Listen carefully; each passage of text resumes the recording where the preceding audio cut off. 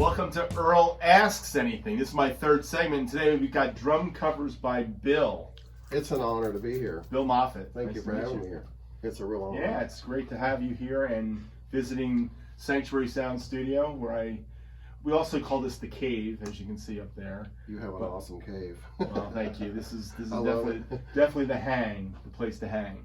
Indeed. So let me ask you a question. What got you into doing YouTube videos and starting your whole channel? When did it actually start?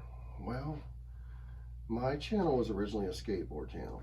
I love to skateboard. Interesting. So it was a skateboard My channel. son was a big skateboarder. He went to Woodward. Really? He did, yes. If you look at my channel name, it's Florida Skater 07, which is when I started in 07.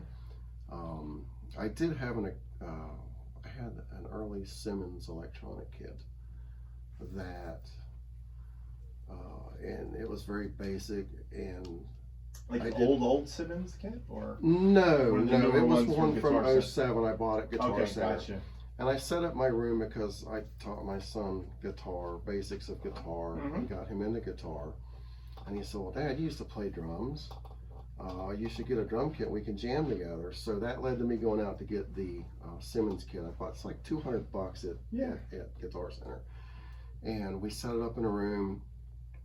And I had seen a few other people had done covers, and I thought in my spare time, well, I'm going to set up my webcam, which is all I had at the time. I had a webcam. Right. I set up on the other side of the room, and I sat down and did like Sister Christian. Okay. In fact, it's still on my channel. It's probably the very first video on my channel. That's cool. Very Night basic. Ranger. Night Ranger, right? Yes, Night Ranger, Sister Christian. Right. And that was my first cover. And I did a couple of others, then I just lost interest. Right.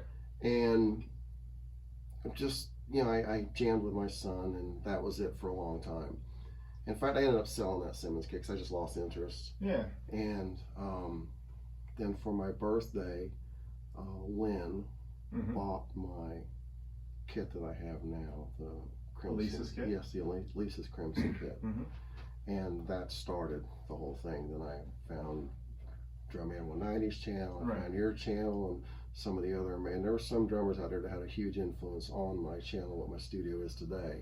But you were finding guys before, because you started your show before I was really doing it. I think you started your show, was it 2017 you started your show, in the beginning of 2017? Yes, that's correct.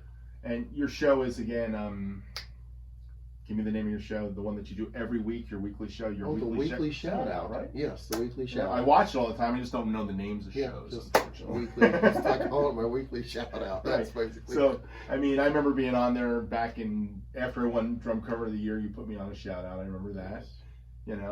But that show was kind of like you were finding new drummers that were coming onto the YouTube. So how did that start, and what was the inspiration for that? Well, actually, Drum Man 190 was the inspiration for that. He actually started the weekly shout out before I did. I think maybe a couple of weeks after he did, I thought, well, that's a great idea. I'm going to do the same thing. Yeah. Trying to emulate Drum Man because his channel was so popular at the time. Right. In fact, when he found me, I was like, whoa, look at this guy. He found me and he shouted me out. It just blew me away. Yeah. So I thought, well, you know what? Maybe as my channel grows, I can do the same thing for other drummers, and that's what led to the weekly shout out. And I think today's episode was 114 episodes. Yeah. So I actually subscribed to that guy today. Oh, awesome! Thank you. I'm so glad. I always, whenever I do subscribe to somebody, I usually write drum covers by Bill recommended you. That's what I usually do. Awesome. That. Yeah. That's awesome. Oh, I got William found me and asked me to do some drum battles, and then I got into the Drum Cover of the Year for 2017, which I won, which was kind of cool. Yes, you did. You know what I mean? And then I was on your shout out show, and I was on William's shout out show. So and the community was kind of, I don't know if it was in its infancy stages. It was infancy stages for me because I wasn't in the community until 2017. You know what I mean? Yeah. But it was the thing that kind of the impetus for me to keep going. Having so many people there watching my videos, it made me kind of like, well, I'll keep doing this. If people like what I'm doing, I'll keep doing it. Absolutely. And then one day, a couple guys asked me a couple questions. I don't know if you were one of the early guys that asked me questions, but somebody asked me a question in like how I did something. And I said, I'm just going to answer it in a drum talk, because I had that show called Drum Talk where I would talk about cymbals. Yep. I still do them occasionally. I haven't done a lot with that. But it was like an opportunity to ask questions. So I called it Ask Earl Anything, and that was my first drum talk, Ask Earl Anything. And then I got another bunch of questions the next week, so I did it again the following week, and then it became a thing. Yeah, and then it's actually my favorite series. I love it, and to actually be here on one, just blown away, man. It's just an honor to actually be sitting here with someone I admire so much. I'm very, very grateful to be here. Well, I admire you too, and I admire the fact that you've hung out there in the community and made it through all the storms and stuff of being on YouTube, because YouTube's not always the easiest place to be. It is not. You know what I mean? I mean, we deal with a lot of haters. I mean, I've dealt with a lot of haters in my life too. I mean, I got guys thumbs down me all the time. It's like, okay, whatever makes you happy, dude. Exactly. Haters gonna hate. Haters gonna hate, man. That's it. But I'll let them hate. But you seem like you've come through it, and too busy having fun. That's what this is about, isn't it? It is all about having fun. I mean, why do we do this? If we don't do this to have fun, then what are we doing it for? If it stops being fun, I'll stop doing it. That's where I'm at too in life. Exactly. You gotta have fun with it. Yes. You know? 100%. So does your son still play guitar? He does. He's actually a very good guitar player. That's Living cool. in California now, he's actually playing in sets out there with other bands. Yeah. That's awesome. Yeah, that's why he moved to California. Los Angeles, he wants to get that lucky break. So that's one of the ways to make it, is to get the lucky break. You got to be there and just be in the right place, right time, right person sees you. That's all it takes. Mm-hmm. That's the gig. So what kind of music does he play? Classic rock. Classic rock. Yeah, okay. Takes after his old man. I love classic rock. Now you've done mostly 80s, 90s. You do a lot of 90s though. In 2000, you'll do more. Your repertoire is a little bit more expansive than it seems like mine. I've kind of been looking at my stuff. I got a lot of jazz, and I got 60s and 70s. I really dig into, and some 80s and occasional 90s, occasional 2000s. You know. Yeah, you said jazz. Jazz I always thought was like I thought that was your genre. I know. Yeah, you explained it before. I know. It just you've got just an amazing groove when you get into that jazz, and it's like that's got to be his genre. It's not my genre. Rock and roll is my genre. That's where it is. Yeah. The funny thing about jazz was in college, all the guys that I admired in college, my friends, they all played great jazz. So they were all jazz players. So I've been trying to be a jazz player ever since college, but I didn't have that thing to play big band. So when I started finding all these big band books that had no drums on it, I was like, oh, I'm gonna just start practicing these things. And then it's become kind of my thing. So guys think I play big band, and it's like, I have played with a couple big bands, don't get me wrong. I've done a couple real gigs with big bands in my day, but it's few and far between for me. And playing jazz is like, if I could play in a jazz combo, I would. I've played on a couple jazz albums. I did this woman's album, her name was Angela, and I did a couple gigs with her. She was in Port St. Lucie, she lived. And a buddy of mine had a studio, and he needed a drummer, and he brought me in. I did a couple of the tracks with some brushes and stuff, but it didn't go anywhere, and it was just me doing what I do, you know what I mean? So jazz groove is just so incredible. Yeah. It really is. Well, I have fun with them. It shows. They're fun. It shows. You know?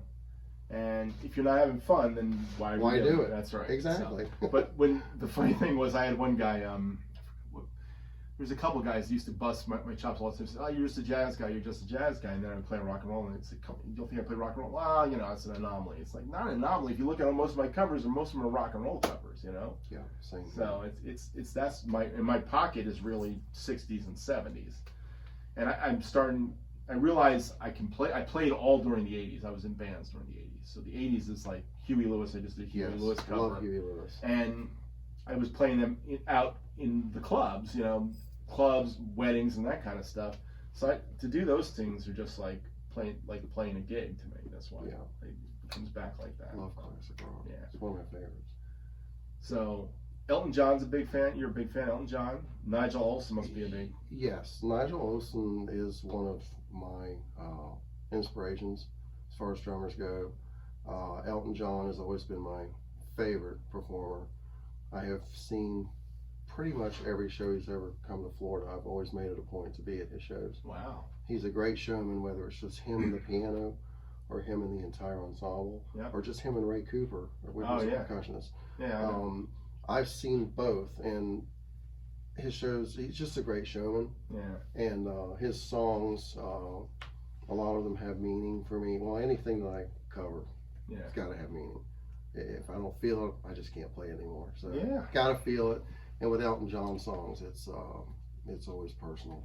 Yeah, that's the way I feel when somebody asks me to do a song. If I don't feel like I'm feeling it, why would I do it? You ever get requests for songs? I do get requests for songs a lot, and I'm sorry to my viewers that have requested songs and I don't do them. If I don't feel the song, I just will not cover it, because I want that cover. I want every cover to exude emotion, passion, and to do that I have to actually feel the song. If I can't, I won't do it. I've even had Lynn ask me to cover several songs, and I'll listen to it, and I was like, nah, I can't do that one. Yeah. And so it's nothing personal. If I can't feel it, I won't do it. Yeah, I find that if it's not like in my vibe, what I'm about, like when guys ask me to do hardcore stuff, it's like, I was teaching a kid who was doing hardcore. He wanted to learn how to do hardcore, so I could teach you how to do it. Because I'll sit you down with a stick control book, and I'll put you in a couple books and say, now do these things that you would do with your hands, let's do them on your feet. Because he wanted to do double bass. So we were working on that stuff. But me playing that, no, I don't hear it. It's just not. No, it's not what I hear. I'm the same. Yeah, you know, so you have to have. It has to be in your heart to bring it to emote music. You know. Yeah. So, I feel you on that one. That's definitely something. That's one of the ways I kind of live life too. So, really important. So tell me about your setup in your house, in your studio. I mean, and what was your inspiration for the lights and the kits and all the stuff that you do? Well, I started, like I said, with a basic Elisa's Crimson kit that was given to me by my darling Lynn, who's standing over there behind the camera. Lynn's a sweetheart too, by the way. She is indeed. And she's a big part of my covers too as well. She's a huge inspiration. She's there to help me with setting up, with the video, making sure my hair sits right. She's a huge help in making my covers what they are. She works the mobile camera anytime you see the moving camera. But I started out with the Crimson kit in a very small confined space, and just started seeing other people. Drumman 190, who is a very good friend now, found me early on, like I think my first or second cover. Right. And the space was so small, I was hanging up sheets, on both sides. If you go back and look at my earlier covers, and it's very basic. And we ended up buying a house with a really huge space. And right away I said, okay, that's going to be the studio. And it gave me a lot of room. Kept making videos, expanded the kit with, adding a couple of cymbals. One huge inspiration for what my studio looks like today is Jay, Beats by Jay. I saw him early on, and you're familiar with him. You've seen his covers. If you haven't seen Beats by Jay, go look at his covers. Good stuff. Really good stuff. An amazing drummer. And he went all out with the lights, the background, lighting. I was blown away. Yeah. It's like, wow, you can do that at home. Really? Wow, that's amazing. So that was a huge inspiration to me when I started setting up my new studio that I'm in now. I put up a truss with lights and DMX controllers. Right. I've since my kit's really expanded. I got I guess you could say a sponsor. Lauren Drums was one of them that was sending me toms and cymbals and other things that I expanded my kit with, and it's just grown into what you see now on my covers. And you've got some acoustic cymbals on I do. I've never really been happy with the hi-hats, the electronic hi-hats. They're just not there. Yeah. So I did go hybrid with a Zildjian Custom A hi-hat. Once I got it, I mic'd it, of course, and had to mix it in. I bought a soundboard and mixed it in with the kit to get what I have today. And it's still growing. It's still expanding. I'm actually thinking about going with Zildjian Crash cymbals. Wow. I'm liking those as well. So if you go with Zildjian Crash cymbals, will you go all acoustic cymbals at that point? Because that's kind of like that. I know some guys that they'll do the kit in church stuff, but they want the acoustic cymbals because of the touch you can get on the cymbals. Well, I actually have, where did my, I'm at a complete loss. My cymbals are made, who are my cymbals made by? My crash cymbals. Jabaki.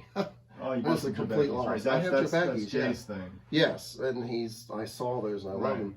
Well, I've lost one mute stopped working. Right. And one of the rivets popped off on the trigger. I did go with a 22-inch ride, acoustic ride, but I've since taken it down and I went back to the electronic ride. Right. I was getting too much ring. I just could never get it right. As much as I love the acoustic ride, I just couldn't get it right in the mix. So I went back to the electronic ride, which I've never had an issue with. But the crash cymbals, I want to be able to mute them.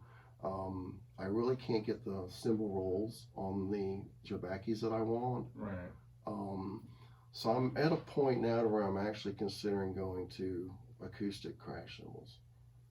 You definitely can get the sensitivity out of a crash cymbal. Yes. No doubt about it. Yes. As a matter of fact, you could get away with even using mallets to play with and on an electronic kit, and still do the roll kind of stuff on an acoustic cymbal. So that would be helpful. That's what I'm leaning towards. Yeah. In the near future. That's cool. Well, it sounds like you got a plan.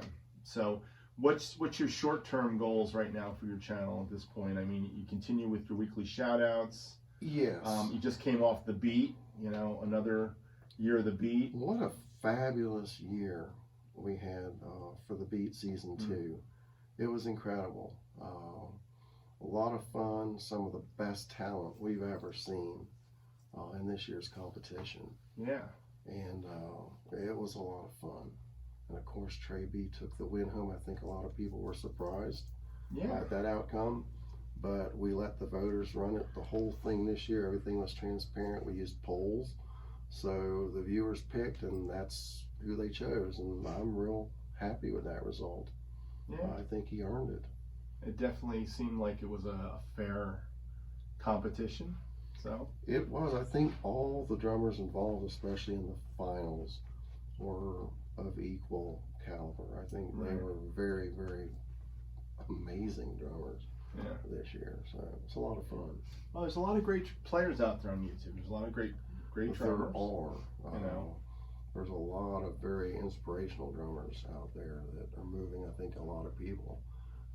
I just want to keep doing the weekly shout out and hopefully putting out a cover every week. I've pretty much covered every song I ever really wanted to do. So where do you go now? Start doing them over. Well, my viewers know I do them over, like Africa. Like, how many versions of Africa do I have? Funny that you mentioned that. I just revisited Sister Christian, which I'm probably going to release next week. Yeah, that's good. That was like my I'm first sure you song. improved from doing that. I hope so.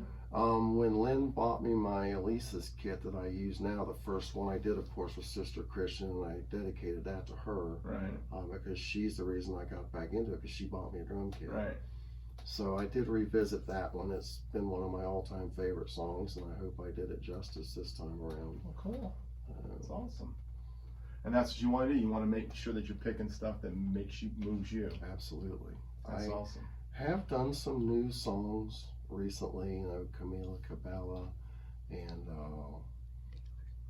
who? Taylor Swift. I can't remember. Taylor Swift. Yes. So I'm starting, and one of the drummers that has inspired me on some of the new stuff, her name is always Alessandra.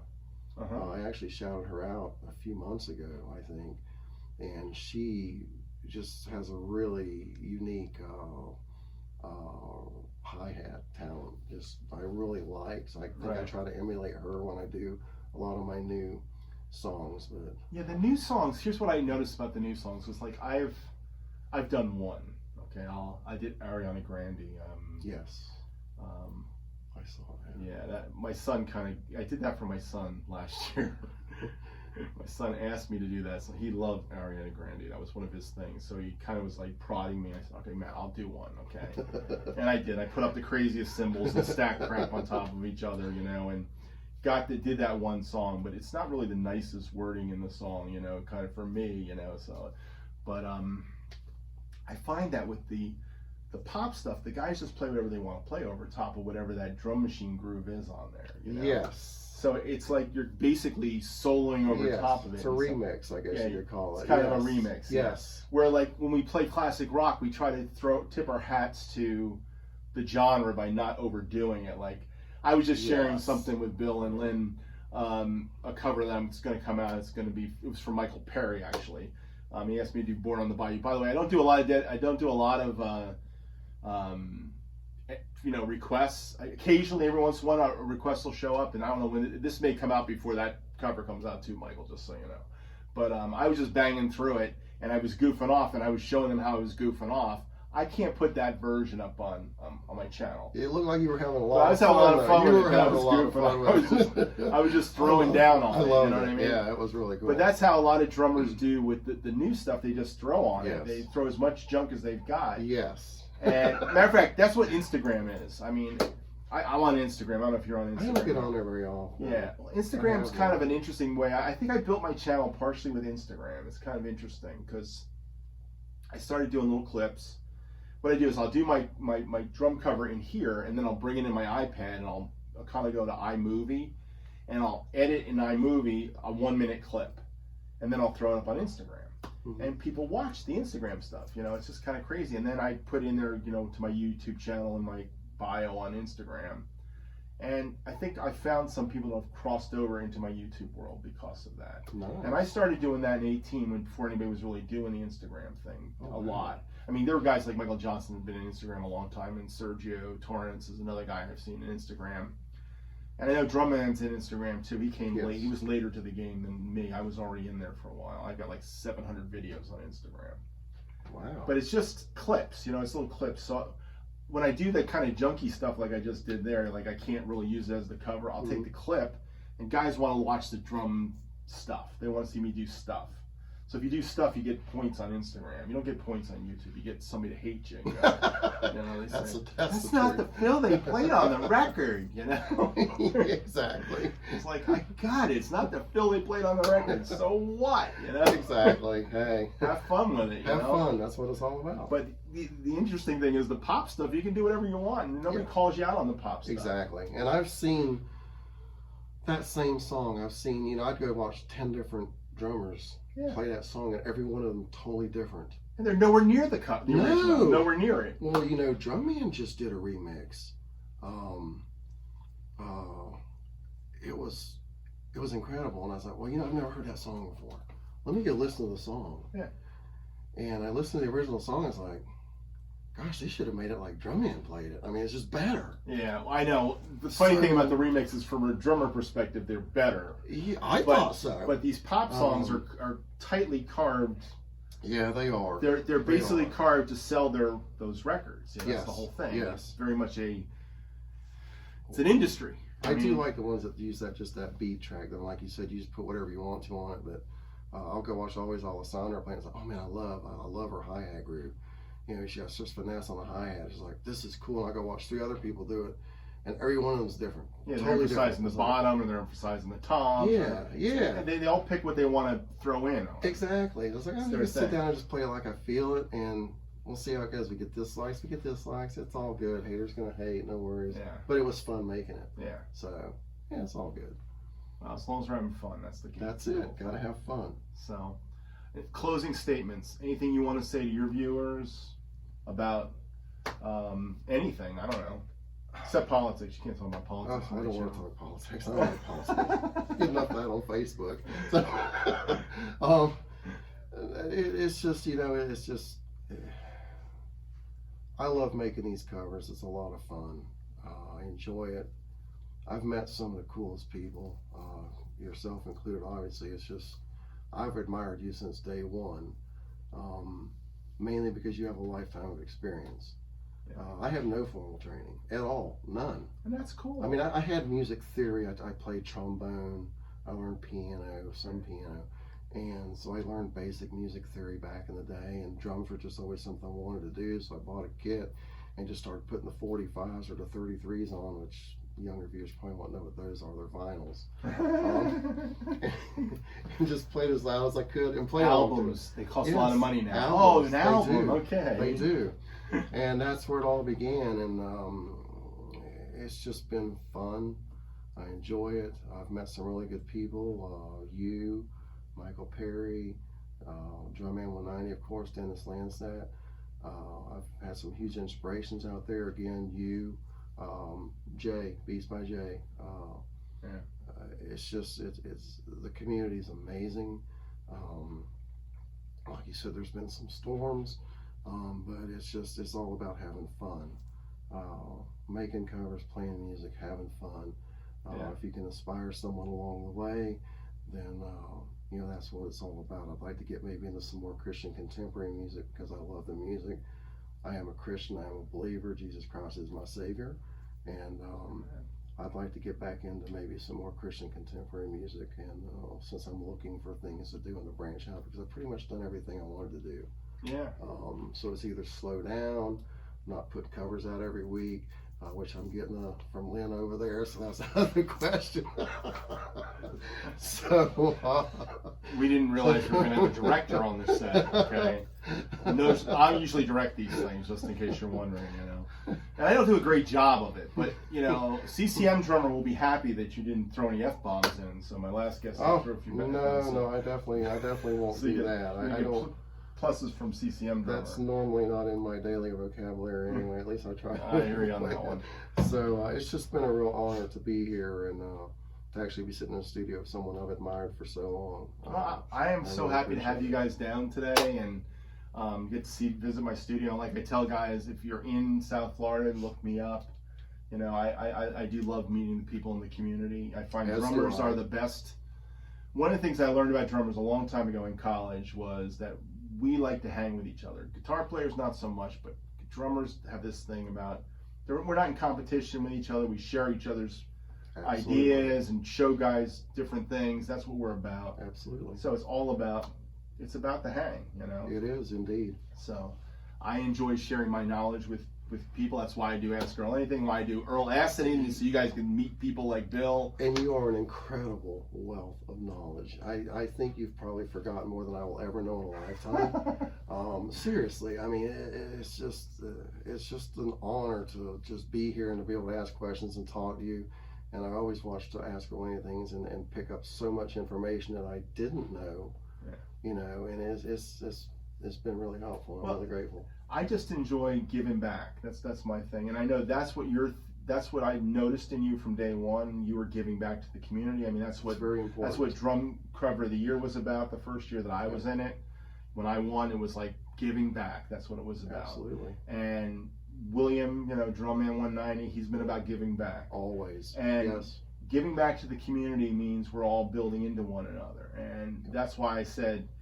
That's why I wanted to have you. When you said you're coming to Fort Lauderdale, I said, "Hey, man, stop in. That'd be cool. We'll have fun with it, and hopefully you had a good time." I had a good time. Blast. All right, awesome. Thanks for being here. Drum Cover of the Year is coming up in December, so get those covers ready.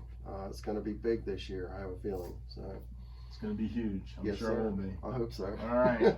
Well, thank you all for watching. Thank you so much. And subscribe to Bill's channel. Thank you for watching. So much. Have a great day. And if you're one of my viewers and you haven't subscribed to Earl's channel, you better push that subscribe button right now and hit the chime button while you're at it. Thank you. Thanks. Hi guys. Bye now.